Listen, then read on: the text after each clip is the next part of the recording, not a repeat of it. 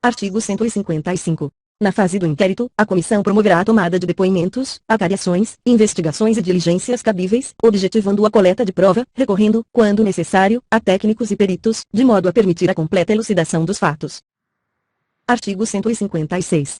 É assegurado ao servidor o direito de acompanhar o processo pessoalmente ou por intermédio de procurador, arrolar e reinquirir testemunhas, produzir provas e contraprovas e formular quesitos. Quando se tratar de prova pericial, o presidente da comissão poderá denegar pedidos considerados impertinentes, meramente protelatórios, ou de nenhum interesse para o esclarecimento dos fatos. 2. O será indeferido o pedido de prova pericial, quando a comprovação do fato independer de conhecimento especial de perito. Artigo 157. As testemunhas serão intimadas a depor mediante mandado expedido pelo presidente da comissão, devendo a segunda via, consciente do interessado, ser anexado aos autos. Parágrafo único. Se a testemunha for servidor público, a expedição do mandado será imediatamente comunicada ao chefe da repartição onde serve, com a indicação do dia e hora marcados para inquirição. Artigo 158. O depoimento será prestado oralmente reduzido a termo, não sendo lícito a testemunha trazê-lo por escrito, ou as testemunhas serão inquiridas separadamente. 2. Na hipótese de depoimentos contraditórios ou que se infirmem, proceder-se à acariação entre os depoentes. Artigo 159. Concluída a inquirição das testemunhas, a comissão promoverá o interrogatório do acusado, observados os procedimentos previstos nos artigos 157 e 158. No caso de mais de um acusado, cada um deles será ouvido separadamente, e sempre que divergirem em suas declarações sobre fatos ou circunstâncias, será promovida a acariação entre eles. 2. O procurador do acusado poderá assistir ao interrogatório, bem como à inquirição das testemunhas, sendo-lhe vedado interferir nas perguntas e respostas, facultando-se-lhe, porém, reinquiri-las, por intermédio do presidente da comissão. Artigo 160. Quando houver dúvida sobre a sanidade mental do acusado, a comissão proporá à autoridade competente que ele seja submetido a exame por junta médica oficial, da qual participe pelo menos um médico psiquiatra.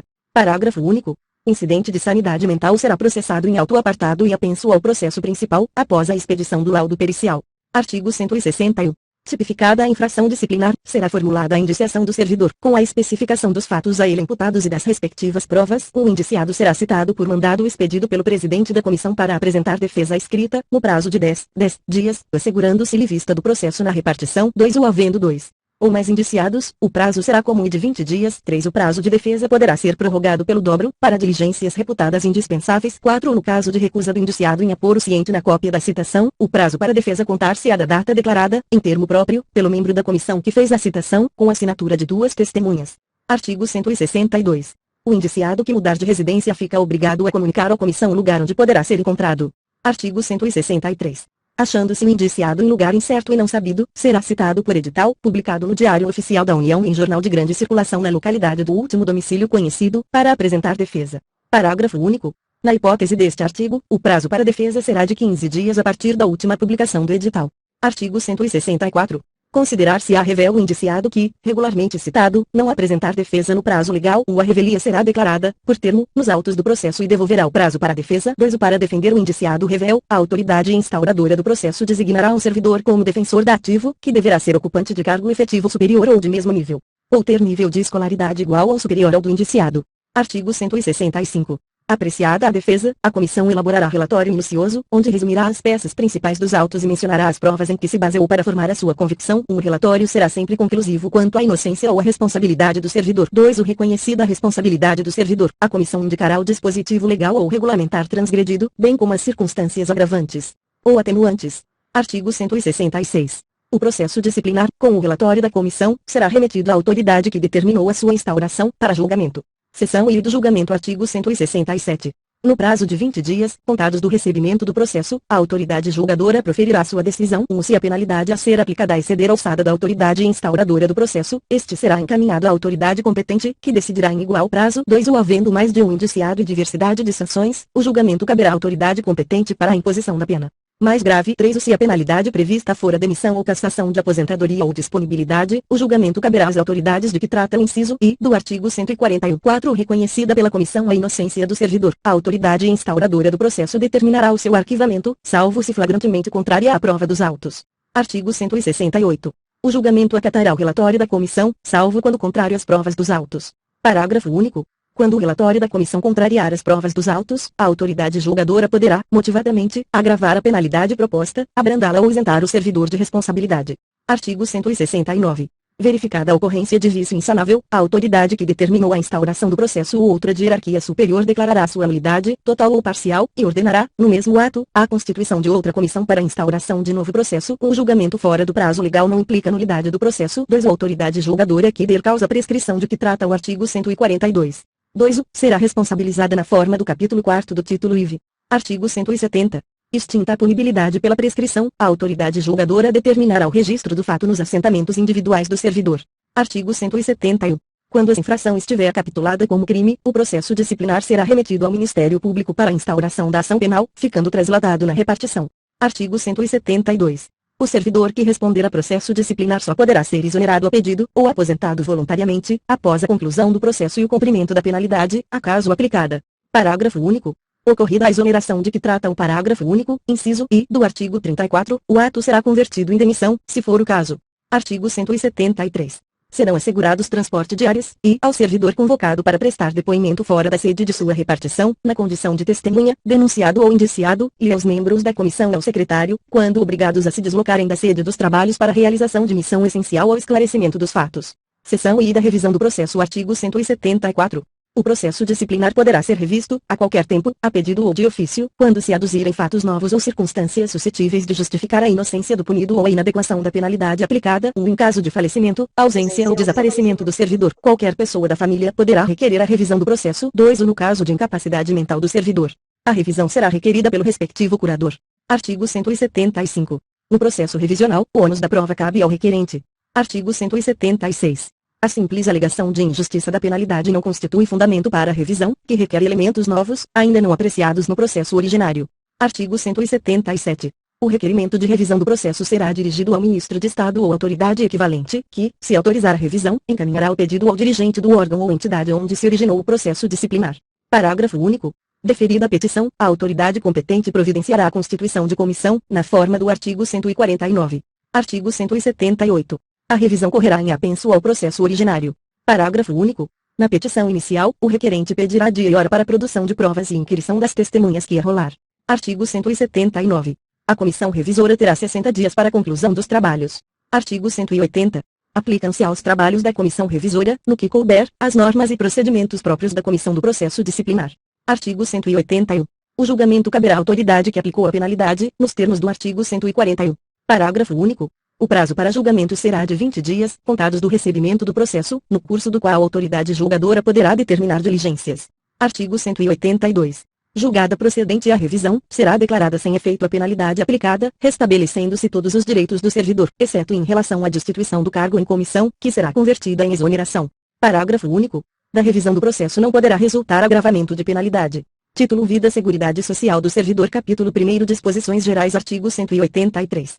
A União manterá plano de seguridade social para o servidor e sua família. Um servidor ocupante de cargo em comissão que não seja, simultaneamente, ocupante de cargo ou emprego efetivo na administração pública direta, autárquica e fundacional não terá direito aos benefícios do plano de seguridade social, com exceção da assistência à saúde. 2. O servidor afastado ou licenciado do cargo efetivo, sem direito à remuneração, inclusive para servir em organismo oficial internacional do qual o Brasil seja membro efetivo ou com o qual coopere, ainda que contribua para regime de previdência social no exterior, terá suspenso o seu vínculo com o regime do plano de seguridade social do servidor público enquanto durar o afastamento ou a licença, não lhes assistindo, neste período, os benefícios do mencionado regime de previdência. 3. O será assegurada ao servidor licenciado ou afastado sem remuneração a manutenção da vinculação ao regime do plano de seguridade social do servidor público, mediante o recolhimento mensal da respectiva contribuição, no mesmo percentual devido pelos servidores em atividade, incidente sobre a remuneração total do cargo a que faz jus no exercício de suas atribuições, computando-se, para esse efeito, inclusive, as vantagens pessoais. 4.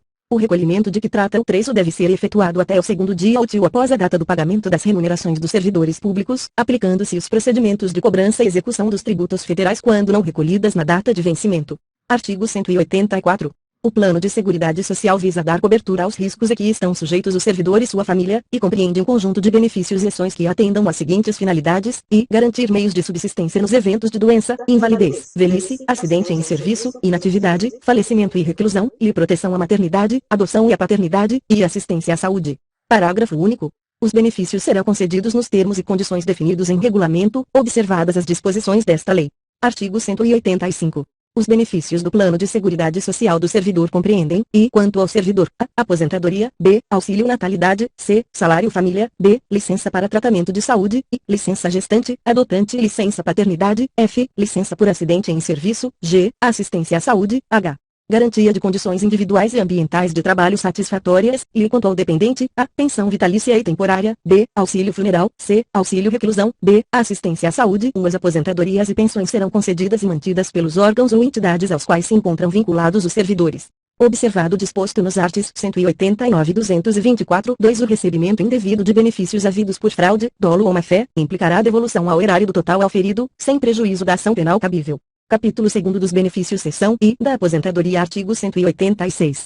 O servidor será aposentado, vide artigo 40 da Constituição, e, por invalidez permanente, sendo os proventos integrais quando decorrente de acidente em serviço, moléstia profissional ou doença grave, contagiosa ou incurável, especificada em lei, e proporcionais nos demais casos, e compulsoriamente, aos 70 anos de idade, com proventos proporcionais ao tempo de serviço, e voluntariamente, aos 35 anos de serviço, se homem, e aos 30, se mulher, com proventos integrais, b. Aos 30 anos de efetivo exercício em funções de magistério se professor, e 25 se professora, com proventos integrais, c. Aos 30 anos de serviço, se homem, e aos 25, se mulher, com proventos proporcionais a esse tempo, d. Aos 65 anos de idade, se homem, e aos 60, se mulher, com proventos proporcionais ao tempo de serviço. Consideram-se doenças graves, contagiosas ou incuráveis, a que se refere o inciso I deste artigo: tuberculose ativa, alienação mental, esclerose múltipla, neoplasia maligna, cegueira posterior ao ingresso no serviço público, ancianiase, cardiopatia grave, doença de Parkinson, paralisia irreversível e incapacitante, espondiloartrose anquilosante, nefropatia grave, estados avançados do mal de Paget, osteite deformante, síndrome de imunodeficiência adquirida AIDS, e outras que a lei indicar.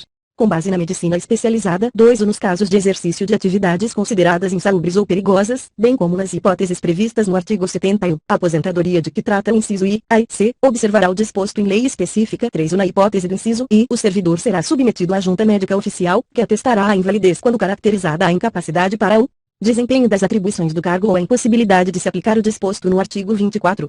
Artigo 187. A aposentadoria compulsória será automática, e declarada por ato, com vigência a partir do dia imediato àquele em que o servidor atingir a idade limite de permanência no serviço ativo. Artigo 188. A aposentadoria voluntária ou por invalidez vigorará a partir da data da publicação do respectivo ato. A aposentadoria por invalidez será precedida de licença para tratamento de saúde, por período não excedente a 24 meses. 2. O expirado período de licença e não estando em condições de reassumir o cargo ou de ser readaptado, o servidor será aposentado. 3. O lapso de tempo compreendido entre o término da licença e a publicação do ato da aposentadoria será considerado como de prorrogação da licença. 4. Para os fins do disposto no 1 deste artigo, serão consideradas apenas as licenças motivadas pela enfermidade ensejadora da invalidez ou doenças correlacionadas. 5. A critério da administração, o servidor em licença para tratamento de saúde ou aposentado por invalidez poderá ser convocado a qualquer momento, para avaliação das condições que ensejaram o afastamento ou aposentadoria. Artigo 189. O provento da aposentadoria será calculado com observância do disposto no 3 do artigo 41, e revisto na mesma data e proporção, sempre que se modificar a remuneração dos servidores em atividade. Parágrafo único. São estendidos aos inativos quaisquer benefícios ou vantagens posteriormente concedidas aos servidores em atividade, inclusive quando decorrentes de transformação ou reclassificação do cargo ou função em que se deu a aposentadoria. Artigo 190. O servidor aposentado com provento proporcional ao tempo de serviço se acometido de qualquer das moléstias especificadas no 1 do artigo 186 desta lei, por esse motivo, for considerado inválido por junta médica oficial, passará a perceber provento integral, calculado com base no fundamento legal de concessão da aposentadoria. Artigo 191. Quando proporcional ao tempo de serviço, o provento não será inferior a 1/3 da remuneração da atividade. Artigo 192, revogado. Artigo 193, revogado. Artigo 194. Ao servidor aposentado será paga a gratificação natalina, até o dia 20 do mês de dezembro, em valor equivalente ao respectivo provento, deduzido o adiantamento recebido. Artigo 195. Ao ex-combatente que tenha efetivamente participado de operações bélicas, durante a Segunda Guerra Mundial, nos termos da Lei nº 5.315, de 12 de setembro de 1967, será concedida a aposentadoria com provento integral, aos 25 anos de serviço efetivo. Seção I do Auxílio Natalidade. Artigo 196. O auxílio natalidade é devido à servidora por motivo de nascimento de filho, em quantia equivalente ao menor vencimento do serviço público, inclusive no caso de natimorto ou na hipótese de parto múltiplo, o valor será acrescido de 50% por nascituro. 2. O auxílio será pago ao cônjuge ou companheiro servidor público, quando a parturiente não for servidora. Seção I do Salário Família. Artigo 197. O salário família é devido ao servidor ativo ou ao inativo, por dependente econômico. Parágrafo único. Consideram-se dependentes econômicos para efeito de percepção do salário família, e o cônjuge ou companheiro e os filhos, inclusive os enteados até 21 anos de idade ou, se estudante, até 24 anos ou, se inválido, de qualquer idade, e o menor de 21 anos que, mediante autorização judicial, viver na companhia às expensas do servidor, ou do inativo, e a mãe e o pai sem economia própria. Artigo 198. Não se configura a dependência econômica quando o beneficiário do salário família perceber rendimento do trabalho ou de qualquer outra fonte, inclusive pensão ou provento da aposentadoria, em valor igual ou superior ao salário mínimo. Artigo 199. Quando o pai e mãe forem servidores públicos e viverem em comum, o salário família será pago a um deles, quando separados, será pago a um outro, de acordo com a distribuição dos dependentes. Parágrafo único. Ao pai e à mãe equiparam-se o padrasto, a madrasta e, na falta destes, os representantes legais dos incapazes. Artigo 200. O salário família não está sujeito a qualquer tributo, nem servirá de base para qualquer contribuição, inclusive para a Previdência Social. Artigo 201. O afastamento do cargo efetivo, sem remuneração, não acarreta a suspensão do pagamento do salário família. Seção IV da licença para tratamento de saúde. Artigo 202. Será concedida ao servidor licença para tratamento de saúde, a pedido ou de ofício, com base em perícia médica, sem prejuízo da remuneração a que fizer jus. Artigo 203. A licença de que trata o artigo 202 desta lei será concedida com base em perícia oficial 1 sempre que necessário. A inspeção médica será realizada na residência do servidor ou no estabelecimento hospitalar onde se encontrar internado. 2 O inexistindo médico no órgão ou entidade no local onde se encontra ou tem exercício em caráter permanente o servidor. E não se configurando as hipóteses previstas nos parágrafos do artigo 230, será aceito atestado passado por médico particular. 3 No caso do 2 ou deste artigo, o atestado somente produzirá efeitos depois de recepcionado pela unidade de recursos humanos do órgão ou entidade. 4 A licença que exceder o prazo de 120 dias no período de 12 meses a contar do primeiro dia de afastamento será concedida mediante a avaliação por junta médica oficial. 5 A perícia oficial para concessão da licença de que trata o caput deste artigo, bem como nos demais casos de perícia oficial previstos nesta lei, será efetuada por cirurgiões dentistas, nas hipóteses em que abranger o campo de atuação da odontologia. Artigo 204. A licença para tratamento de saúde inferior a 15 dias, dentro de um ano, poderá ser dispensada de perícia oficial, na forma definida em regulamento. Artigo 205. O atestado e o laudo da junta médica não se referirão ao nome ou natureza da doença, salvo quando se tratar de lesões produzidas por acidente em serviço, doença profissional ou qualquer das doenças especificadas no artigo 186, 1-O. Artigo 206. O servidor que apresentar indícios de lesões orgânicas ou funcionais será submetido à inspeção médica.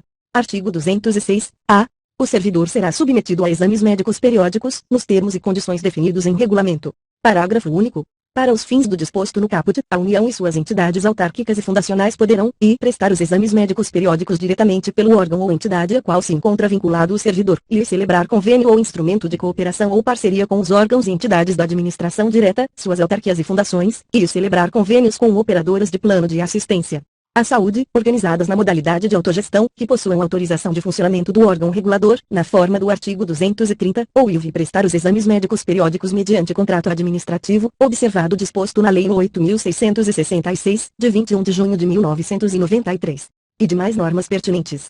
Seção V da licença gestante, adotante da licença paternidade. Artigo 207.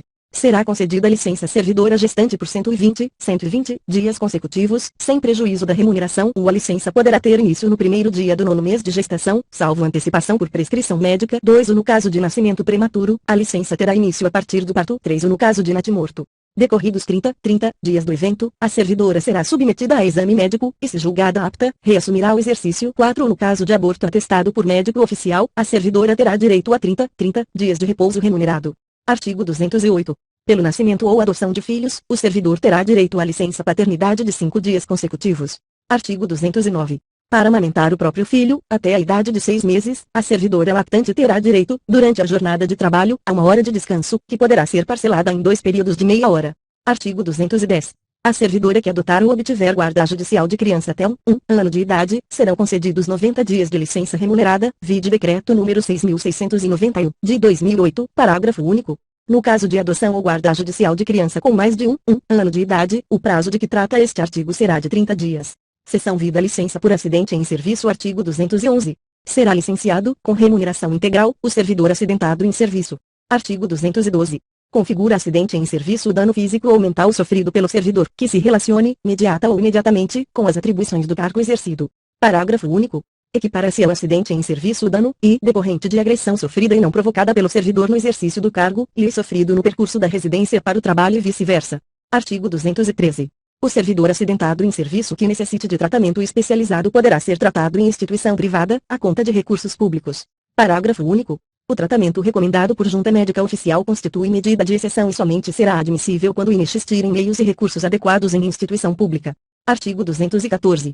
A prova do acidente será feita no prazo de 10 dias, prorrogável quando as circunstâncias o exigirem. Seção V da pensão. Artigo 215. Por morte do servidor, os dependentes fazem jus a uma pensão mensal de valor correspondente ao da respectiva remuneração ou provento, a partir da data do óbito, observado o limite estabelecido no artigo 42. Artigo 216. As pensões distinguem-se, quanto à natureza, em vitalícias e temporárias. Uma pensão vitalícia é composta de cota ou cotas permanentes, que somente se extinguem ou revertem com a morte de seus beneficiários. 2. A pensão temporária é composta de cota ou cotas que podem se extinguir ou reverter por motivo de morte, cessação de invalidez ou maioridade do beneficiário. Artigo 217. São beneficiários das pensões, e vitalícia, a, o cônjuge, b, a pessoa desquitada, separada judicialmente ou divorciada, com percepção de pensão alimentícia, c, o companheiro ou companheira designado que comprove união estável como entidade familiar, d, a mãe e o pai que comprovem dependência econômica do servidor, e, a pessoa designada, maior de 60 anos e a pessoa portadora de deficiência, que vivam sob a dependência econômica do servidor, e o temporária, a, os filhos, ou enteados, até 21 anos de idade, ou, se inválidos, enquanto durar a invalidez, b, o menor sob guarda ou tutela até 21 anos de idade, c, o irmão órfão, até 21 anos, e o inválido, enquanto durar a invalidez, que comprovem dependência econômica do servidor, d, a pessoa designada que viva na dependência econômica do servidor, até 21 anos, ou, se inválida, enquanto durar a invalidez, a concessão de pensão vitalícia aos beneficiários de que tratam as alíneas A e C do inciso I deste artigo exclui desse direitos demais beneficiários referidos nas alíneas D e 2 a concessão da pensão temporária aos beneficiários de que tratam as alíneas A e B do inciso I deste artigo exclui desse direitos demais beneficiários referidos nas alíneas C e D. Artigo 218. A pensão será concedida integralmente ao titular da pensão vitalícia, exceto se existirem beneficiários da pensão temporária. Ocorrendo habilitação de vários titulares à pensão vitalícia, o seu valor será distribuído em partes iguais entre os beneficiários habilitados. 2. Ocorrendo habilitação às pensões vitalícia e temporária, metade do valor caberá ao titular ou titulares da pensão vitalícia, sendo a outra metade rateada em partes iguais, entre os titulares da pensão temporária. 3. Ocorrendo habilitação somente à pensão temporária, o valor integral da pensão será rateado, em partes iguais, entre os que se habilitarem. Artigo 219. A pensão poderá ser requerida a qualquer tempo, prescrevendo tão somente as prestações exigíveis há mais de 5 anos. Parágrafo único. Concedida a pensão, qualquer prova posterior ou habilitação tardia que implique exclusão de beneficiário ou redução de pensão só produzirá efeitos a partir da data em que for oferecida. Artigo 220. Não faz jus à pensão o beneficiário condenado pela prática de crime doloso de que tenha resultado a morte do servidor. Artigo 221. Será concedida pensão provisória por morte presumida do servidor, nos seguintes casos, e declaração de ausência, pela autoridade judiciária competente, e desaparecimento em desabamento, inundação, incêndio ou acidente não caracterizado como em serviço, e desaparecimento no desempenho das atribuições do cargo ou em missão de segurança. Parágrafo único. A pensão provisória será transformada em vitalícia ou temporária, conforme o caso, decorridos 5 anos de sua vigência, ressalvado o eventual reaparecimento do servidor, hipótese em que o benefício será automaticamente cancelado. Artigo 222. Acarreta perda da qualidade de beneficiário, e o seu falecimento, e anulação do casamento, quando essa decisão ocorrer após a concessão da pensão ao cônjuge, e a cessação de invalidez, em se tratando de beneficiário inválido, e a maioridade de filho, irmão órfão ou pessoa designada, aos 21 anos de idade, v. A acumulação de pensão na forma do artigo 225, via renúncia expressa. Parágrafo único. A critério da administração, o beneficiário de pensão temporária motivada por invalidez poderá ser convocado a qualquer momento para avaliação das condições que ensejaram a concessão do benefício. Artigo 223. Por morte ou perda da qualidade de beneficiário, a respectiva cota reverterá, e da pensão vitalícia para os remanescentes desta pensão ou para os titulares da pensão temporária, se não houver pensionista remanescente da pensão vitalícia, e da pensão temporária para os cobeneficiários ou, na falta destes, para o beneficiário da pensão vitalícia. Artigo 224. As pensões serão automaticamente atualizadas na mesma data e na mesma proporção dos reajustes dos vencimentos dos servidores, aplicando-se o disposto no parágrafo único do artigo 189. Artigo 225. Ressalvado o direito de opção, é vedada a percepção cumulativa de mais de duas pensões. Seção V do auxílio funeral. Artigo 226. O auxílio funeral é devido à família do servidor falecido na atividade ou aposentado, em valor equivalente a um mês da remuneração ou provento. No caso de acumulação legal de cargos, o auxílio será pago somente em razão do cargo de maior remuneração. 2. O vetado. 3. O auxílio será pago no prazo de 48 horas. Por meio de procedimento sumaríssimo, a pessoa da família que houver custeado o funeral. Artigo 227. Se o funeral for custeado por terceiro, este será indenizado, observado o disposto no artigo anterior. Artigo 228. Em caso de falecimento de servidor em serviço fora do local de trabalho, inclusive no exterior, as despesas de transporte do corpo correrão à conta de recursos da União, autarquia ou fundação pública. Seção X do Auxílio Reclusão. Artigo 229. A família do servidor ativo é devido o auxílio reclusão, nos seguintes valores, e 2/3 da remuneração, quando afastado por motivo de prisão, em flagrante ou preventiva, determinada pela autoridade competente, enquanto perdurar a prisão, e metade da remuneração, durante o afastamento, em virtude de condenação, por sentença definitiva, a pena que não determine a perda de cargo, nos casos previstos no inciso I deste artigo, o servidor terá direito à integralização da remuneração, desde que absolvido. 2. O pagamento do auxílio reclusão cessará a partir do dia imediato àquele em que o servidor for posto em liberdade, ainda que condicional. Capítulo 3º da Assistência à Saúde. Artigo 230. A assistência à saúde do servidor, ativo ou inativo, de sua família compreende assistência médica, hospitalar, odontológica, psicológica e farmacêutica, terá como diretriz básica o implemento de ações preventivas voltadas para a promoção da saúde e será prestada pelo Sistema Único de Saúde SUS, diretamente pelo órgão ou entidade ao qual estiver vinculado o servidor, ou mediante convênio ou contrato, ou ainda na forma de auxílio, mediante ressarcimento parcial do valor dispendido pelo servidor, ativo ou inativo, e seus dependentes ou pensionistas com planos ou seguros privados de assistência à saúde, na forma estabelecida em regulamento, ou nas hipóteses previstas nesta lei em que seja exigida perícia, avaliação ou inspeção médica, na ausência de médico ou junta médica oficial, para sua realização o órgão ou entidade celebrará, preferencialmente, convênio com unidades de atendimento do Sistema Público de Saúde, entidades sem fins lucrativos declaradas de utilidade pública, ou com o Instituto Nacional do Seguro Social INS. 2. Na impossibilidade, devidamente justificada, da aplicação do disposto no parágrafo anterior, o órgão ou entidade promoverá a contratação da prestação de serviços por pessoa jurídica, que constituirá a junta médica especificamente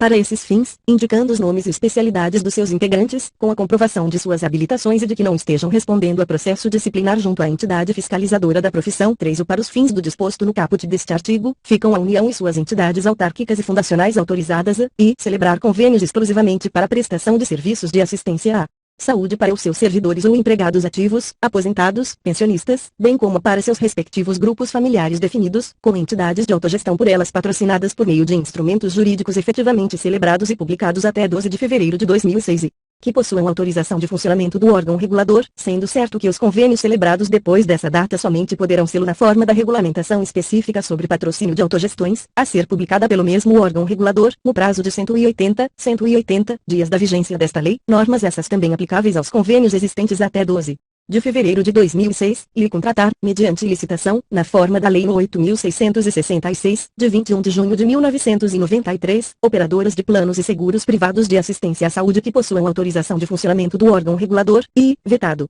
4. Vetado. 5. O valor do ressarcimento fica limitado ao total despendido pelo servidor ou pensionista civil com plano ou seguro privado de assistência à saúde. Capítulo 4º do custeio. Artigo 231. Revogado. Título 7º. Capítulo único da contratação temporária de excepcional interesse público. Artigo 232. Revogado. Artigo 233. Revogado. Artigo 234. Revogado. Artigo 235. Revogado. Título 8º. Capítulo único das disposições gerais. Artigo 236. O Dia do Servidor Público será comemorado a 28 de outubro. Artigo 237. Poderão ser instituídos, no âmbito dos poderes executivo, legislativo e judiciário, os seguintes incentivos funcionais, além daqueles já previstos nos respectivos planos de carreira, e prêmios pela apresentação de ideias, inventos ou trabalhos que favoreçam o aumento de produtividade e a redução dos custos operacionais, e concessão de medalhas, diplomas de honra ao mérito, condecoração e elogio. Artigo 238.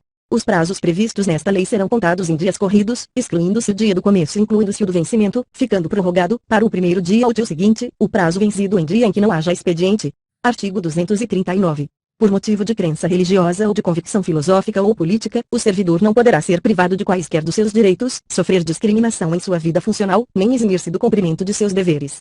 Artigo 240. Ao servidor público civil é assegurado, nos termos da Constituição Federal, o direito à livre associação sindical e os seguintes direitos, entre outros, dela decorrentes: a. De ser representado pelo sindicato, inclusive como substituto processual; b. De inamovibilidade do dirigente sindical, até um ano após o final do mandato, exceto se a pedido; c. De descontar em folha 100 anos para a entidade sindical a que for filiado, o valor das mensalidades e contribuições definidas em Assembleia Geral da categoria B, revogado, e, revogado. Artigo 241. Consideram-se da família do servidor, além do cônjuge e filhos, quaisquer pessoas que vivam às suas expensas e constem do seu assentamento individual. Parágrafo único. Equipara-se ao cônjuge a companheira ou companheiro, que comprove união estável como entidade familiar.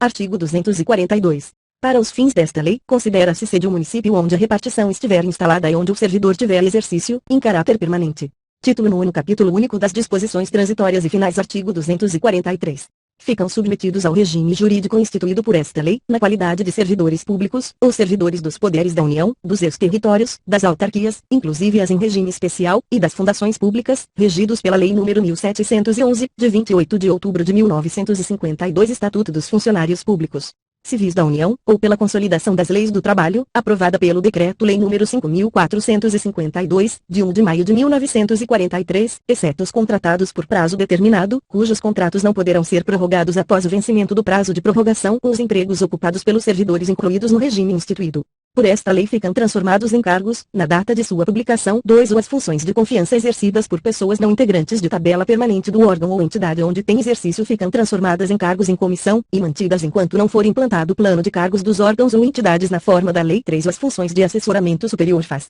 exercidas por servidor integrante de quadro ou tabela de pessoal, ficam extintas na data da vigência desta lei. 4. Vetado. 5. O regime jurídico desta lei é extensivo aos serventuários da Justiça, remunerados com recursos da União, no que couber. 6. Os empregos dos servidores estrangeiros com estabilidade no serviço público, enquanto não adquirirem a nacionalidade brasileira, passarão a integrar tabela em extinção, do respectivo órgão ou entidade, sem prejuízo dos direitos inerentes aos planos de carreira aos quais se encontrem vinculados os empregos. 7. Os servidores públicos de que trata o caput deste artigo, não amparados pelo artigo 19 do Ato das Disposições Constitucionais Transitórias, poderão, no interesse da administração e conforme critérios estabelecidos em regulamento, ser exonerados mediante indenização de 1 mês de remuneração por ano de efetivo exercício no Serviço Público Federal. 8. Para fins de incidência do imposto de renda na fonte e na declaração de rendimentos, serão considerados como indenizações isentas os pagamentos efetuados a título de indenização prevista no parágrafo anterior. 9. Os cargos vagos em decorrência da aplicação do disposto no 7. Poderão ser extintos pelo Poder Executivo quando considerados desnecessários. Artigo 244. Os adicionais por tempo de serviço, já concedidos aos servidores abrangidos por esta lei, ficam transformados em anuênio. Artigo 245. A licença especial disciplinada pelo artigo 116 da Lei nº 1711, de 1952, ou por outro diploma legal, fica transformada em licença-prêmio por assiduidade, na forma prevista nos artigos 87 a 90. Artigo 246, vetado. Artigo 247. Para efeito do disposto no título V desta lei, haverá ajuste de contas com a Previdência Social, correspondente ao período de contribuição por parte dos servidores seletistas abrangidos pelo artigo 243. Artigo 248. As pensões estatutárias, concedidas até a vigência desta lei, passam a ser mantidas pelo órgão ou entidade de origem do servidor. Artigo 249. Até a edição da lei prevista no 1 do artigo 231, os servidores abrangidos por esta lei contribuirão na forma e nos percentuais atualmente estabelecidos para o servidor civil da União conforme regulamento próprio. Artigo 250. O servidor que já tiver satisfeito ou vier a satisfazer, dentro de um ano, as condições necessárias para a aposentadoria nos termos do inciso I do artigo 184 do antigo Estatuto dos Funcionários Públicos Civis da União, Lei N. 1711, de 28 de outubro de 1952. Aposentar-se-á com a vantagem prevista naquele dispositivo. Artigo 251. Revogado. Artigo 252. Esta lei entra em vigor na data de sua publicação, com efeitos financeiros a partir do primeiro dia do mês subsequente. Artigo 253.